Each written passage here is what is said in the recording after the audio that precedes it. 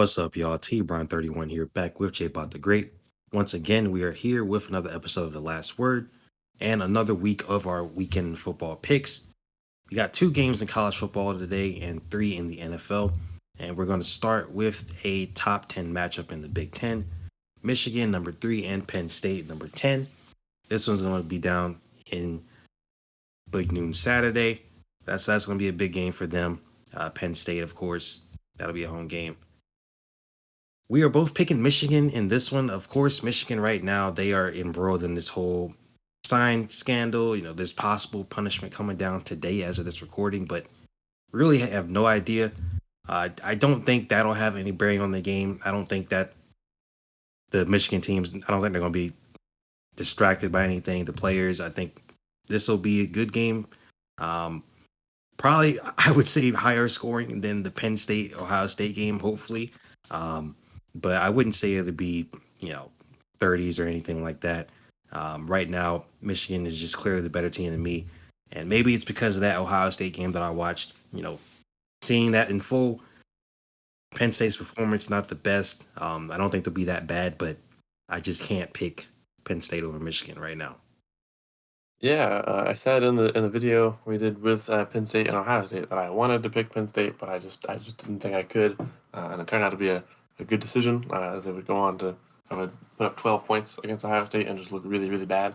And I think the same here. I think Penn State could make a splash and could try to go for an upset here. It's a feasible game that they could win, but I just don't feel comfortable doing that. Michigan, I think, has been the better team despite the schedules they've played. I mean, both of them haven't played too many, convincing teams. And when Penn State did, they lost one of them. They did beat Iowa.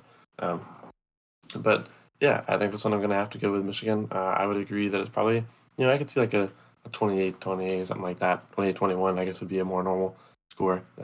So I could see it in that range. But yeah, 30s, 40s, 50s. For Penn State's sake, I hope not, unless it's them doing the 50.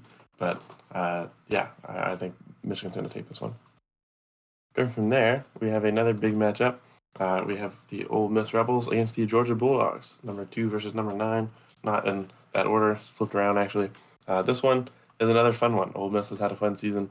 I trusted them early on, took them against Alabama. It didn't work out. Georgia has had a good season. They haven't really played the most convincing teams either. But I think these are 2 good teams that have played good seasons, and I think Georgia has had some more convincing moments despite the schedule. I mean, you play who's in front of you. I think they're still a really good team. Their defense is good. Offense obviously looks a little different, but it's still pretty high flying. You can't discount Brock Bowers and what he can do to an offense or to a defense, which is interesting to see in today's age with a college tight end. But I'm going to take Georgia in this one. It could also be high scoring, probably higher scoring than the previous game. I would assume we could get to 30s, maybe 40s in this one. Potentially for both teams, but Georgia is always a threat to put up a lot of points. I think they're going to take this one. Yeah, I feel like, I agree with the pick. But I think for Georgia, I don't really think we're going to see that full Georgia team until we get to the SEC title game. Because I'd be very surprised if they didn't get in. I mean, they'll get into the SEC title game, probably play Alabama, and then we'll see Georgia for real, in their full glory for the first time this season, truly. Because look at these last few games. Missouri game, that was a top 20 team they were going against, but not super impressive there. Not to say they came out to a slow start, but it just was a really close game until the end.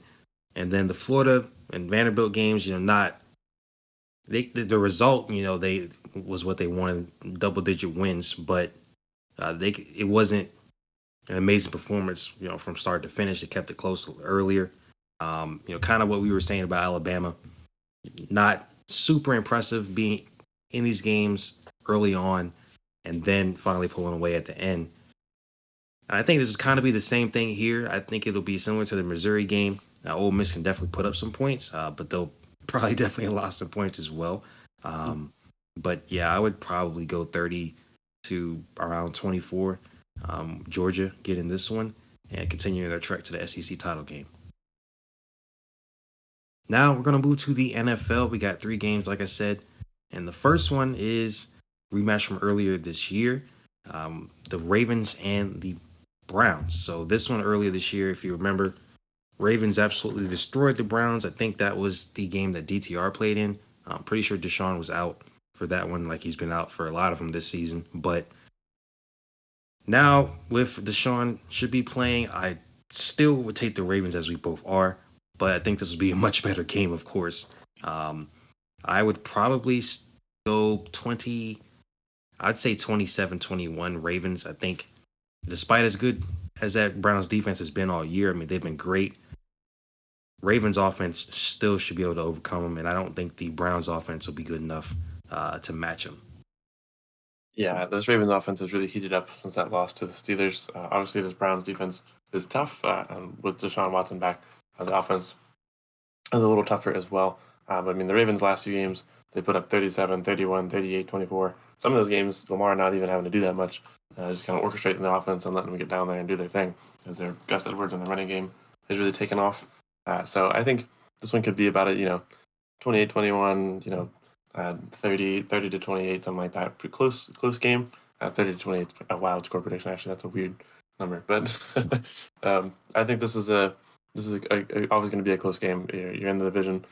This division is like the most violent division. They play each other tough every time. So I think it'll be a close game. I think it'll be a good one. But the Ravens have been really hot, and I think that's going to continue here. They'll pick up their 5th in a row.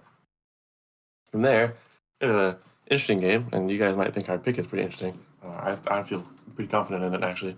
We have the Niners and Jaguars. Niners 5-3 after a series of unfortunate events. Jaguars 6-2 after a series of fortunate events. They're on the longest winning streak in the NFL right now with 5 games behind them. We're just going to go with the Jaguars here. The Niners have not impressed me that much since their win against the Cowboys, and they had some good wins before that. They weren't playing the toughest teams in the world either. The Cowboys is a super impressive win, and they drop one to the Browns, they drop one to the Vikings, and then they drop one to the Joe Burrow and the Bengals as they were heating up. Jaguars, of course, haven't beat like the most impressive teams in that win streak, right? They take down the Falcons, they take down the Bills. I think that's a good one. The Colts are a tough defense that they took down. Same thing with the Saints and Steelers. So the one thing about this Niners team is they have a really good defense, and the Jaguars have done well the past 5 weeks against 5 pretty solid defenses. You can say what you want about those teams' offenses, but there actually are some pretty good defenses behind each of those teams. Trevor Lawrence and Travis Etienne have really been good this year. Christian Kirk has taken up a big role, taken up the role I think most people thought Calvin Ridley was going to do. I think this one will be close. I don't think the Jaguars are going to come in and wax the Niners or something. They also love to try to throw the game away every time they play football. So if they get a lead and it looks like they're going to destroy the Niners, they will probably let them score a few times so it looks better. I could see, honestly, the same thing as the Bills, a weird 25-20, something like that. Really close game. But the Niners just have some issues going on. They can't quite get it together. And I think the Jaguars are on a hot enough streak to be able to take advantage of that. Yeah, I'm going with the Jaguars too. This one's kind of tough. Obviously, the Jaguars are clearly the better team right now. I mean, they won 5 of their last 5. So, after starting 1-2, they are the hottest team in the NFL right now, along with the Bengals and the Vikings, who we're about to talk about in just a second here. But you did say it. The offenses they've been playing against, not the absolute best. The Bills, when they're on, they can put up points, but they haven't been, for the past month.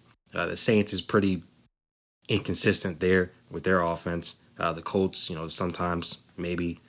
And then the Steelers, outside of that last game against the Titans, we've talked enough about the Steelers' issues in offense. So defense has played good. Obviously points. They've allowed some points for sure. 24, 20, 20. So not all time, but the defense has played pretty well, even against those type of offenses. That's not the type of offense that they're playing in this one against the 49ers. With that being said, I just can't right now pick the Niners based on what we've seen over the last 3 games. You are what your record says you are, and the last 3 times we've seen them, they've come out with an L. Brock Purdy hasn't played all that well. Obviously Trent Williams, he's still questionable right now, so that's still going to hurt on that offensive line, having him out if he isn't able to play by Sunday.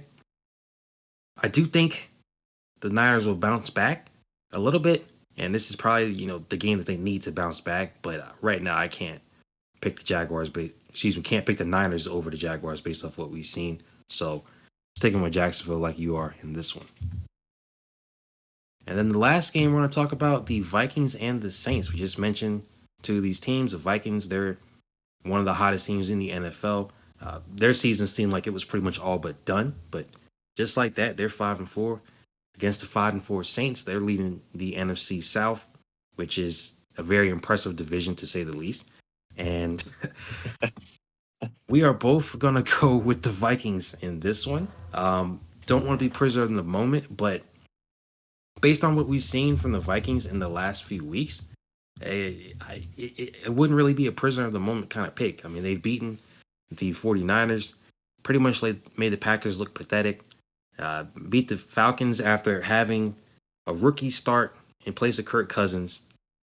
Then he gets injured. Josh Dobbs comes in relief of him and is able to lead them to a victory.